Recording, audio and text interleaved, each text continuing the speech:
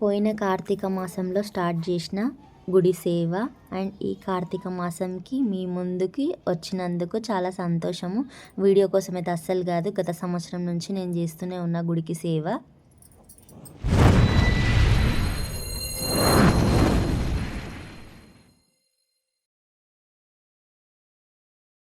Welcome to our channel మా నందు blogs. చూస్తున్నారు కదా, శివయ్య గుడిలో ప్రశాంతంగా ఉన్నాడు, ఎవ్వరు లేరు. అండ్ పూజలు అయితే వచ్చి అందరు చేస్తూనే ఉంటారు. పక్కకు చూస్తున్నారు కదా ఎంత చెత్త ఉందో. గుడి క్లీన్ మాత్రం ఎవరు చేయరు. అంటే ఎవరు చేయరు అంటే గుడికి క్లీనింగ్ వాళ్ళు ఎవ్వరూ లేరు.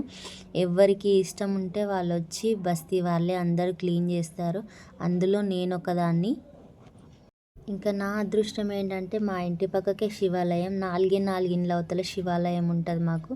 గుడిలో గంట మా ఇంట్లో వినబడుతుంది. ప్రత్యేకంగా ఆ శివయ్యకి ప్రతి ఒక్క పాట కూడా పొద్దంతా వినొస్తూనే ఉంటుంది. ప్రతి ఒక్క పండుగ కూడా చాలా అంటే చాలా బాగా చేస్తారు. చాలా పబ్లిక్ వస్తుంది, ఎక్కడెక్కడ నుంచో. అస్సలు స్పేస్ ఉండదు, అంత పబ్లిక్ ఉంటుంది టెంపుల్లో. ఇంకా ఇది వచ్చేసి నా ఫ్రెండు, దీనికి నేనంటే చాలా ఇష్టం. రోజు నా వెంట పడుతూ ఉంటుంది. టిఫిన్ చేయడానికి వెళ్తే పక్కకే స్కూలు, పక్కకే శివాలయం, పక్కకే మా ఇల్లు. ఇంకా రోజు అన్నం పెడతాను దీనికైతే ఇంక అన్నం తీసుకొచ్చేసిన, ఏకంగా గుడిలోకే తీసుకొచ్చేసిన. నాకు ఒకరోజు చాలా బాధ అనిపించింది. ఏంటంటే అస్సలు ఫుల్ వర్షం, అంటే వర్షం పడుతుంది. అంత వర్షంలా అసలు ఏ దిక్కు లేని వాళ్ళకి దేవుడే దిక్కు అంటారు, దానికేనేమో నిదర్శనము అనిపించింది. దగ్గర దగ్గర 12-15 దాకా కుక్కలు, మొత్తం బస్తీ కుక్కలు ఫుల్ అంటే ఫుల్ నాన్ స్టాప్గా 3 days వాన పడ్డది కదా. ఆ వానలు అసలు వీటికి ఇక్కడ ఉండాలో తెలియకనో ఏమో అన్నీ గుడిలోనే. ఇదిగోండి ఈ శివాలయం కింద సెల్ఫ్లలోనే నేను పిల్లలను ట్యూషన్ తీసుకురానికి వెళ్తుంటే చూసిన, కళ్ళల్లో నీళ్ళు తిరిగినాయి. అసలు ఫుల్ వాన అంటే వాన. ఎవ్వరు చోటు ఇవ్వకపోతే ఆ శివాలయంలోనే వెళ్ళి ఆ కుక్కలు, అసలు కాలభైరవుడు మల్లన్న అంటారు, ఆ గుడే చేరువైంది అనుకోవచ్చు. అసలు నేను శివాలయానికి దర్శించుకోవడానికి వెళ్ళినప్పుడల్లా ఆ శివయ్యకి నీళ్ళు కూడా తీసుకెళ్ళాను. కాకపోతే అక్కడున్న చీమలకి, పక్షులకి ఆహారం మాత్రం తీసుకెళ్తుంటాను. నాకు చాలా ఇష్టం. కనబడిన దేవునికి మనం ఎన్నో పూజలు చేస్తాం, ఎన్నో వ్రతాలు, అభిషేకాలు చేస్తాము. అదంతా నేలపాలవుతుందో ఎక్కడ పోతుందో మనకు ఆ దేవునికి చెందుతుందని అనుకుంటాం. కానీ అసలు కనబడే ఆ జీవాలకి ఆకలితో తనలాడుతుంటే పట్టడు అన్నం పెడితే ఆ దేవుడే సంతోషిస్తాడంట. అది నాకు చాలా ఇష్టం. అవునా కాదా? అసలు మీరే చెప్పండి. నాకు కూడా ఒకరోజు ఒక బాధ వచ్చి ఇదే శివాలయంకి వెళ్ళి చాలాసేపు కూర్చొని ఆయనతో గొడవ పెట్టుకున్న తర్వాత చుట్టుముట్టు చూసిన.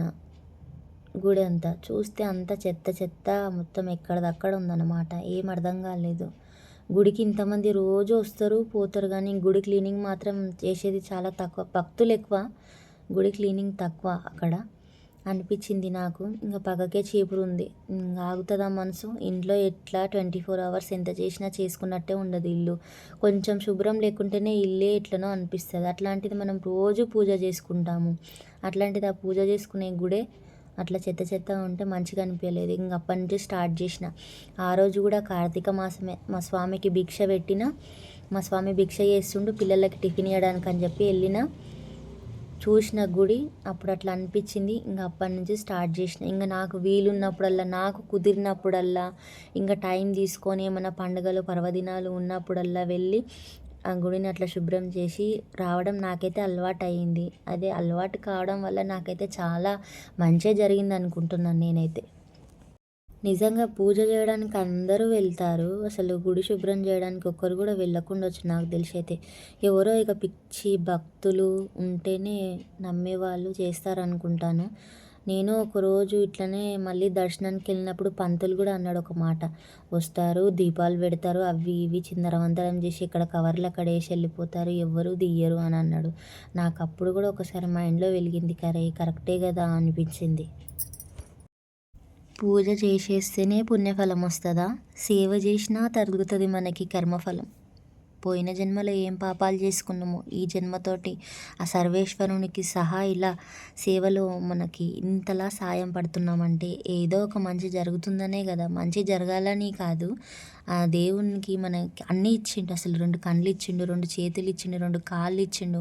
అవి లేని వాళ్ళని అడిగి చూడండి ఆ బాధ ఎట్లా ఉంటుందో. వాళ్ళ పనులు వాళ్ళు చేసుకోలేరు. అట్లాంటిది మన పనులు మనం చేసుకుంటున్నాము. రోజు దినచర్యలో మనం కష్టపడ్డా, బాధపడ్డా ఇంకా అనుకుంటాం నాకేదో ఇవ్వలేదు అని ఆ దేవుడిని మనం ఏదో అంటూనే ఉంటాం. కానీ ఆ దేవుడు మనకు అన్నీ ఇచ్చిండు. కనిపెట్టుకునేది మనలోనే ఉంది. అవునా కాదా? గుర్తించాలి. దానికి సమయం అనేది రావాలి, వస్తుంది. ఆ సమయం వచ్చిందాకా ఓపిక పట్టు. ఓపికతోనే ఉండటం నేర్చుకోవాలి. ఓపిక అనేది పెద్ద సాహసం మన జీవితంలో. అది వచ్చే రోజు ఎలాగో వస్తుంది. వద్దన్నా వస్తుంది, కావాలన్నా వస్తుంది. ఎప్పుడు భూమి మీద మనం ఉండడానికి రాలేదు. ఏదో ఒక రోజు పోయేవాళ్ళమే. ఆ పోయిన ఉన్నన్ని రోజులన్నా మంచి పనులు చేసి మంచిగా బ్రతుకుదాం. నలుగురిని నవ్విస్తాం. నా యొక్క చిన్న వీడియో మీకు నచ్చిందని ఆశిస్తూ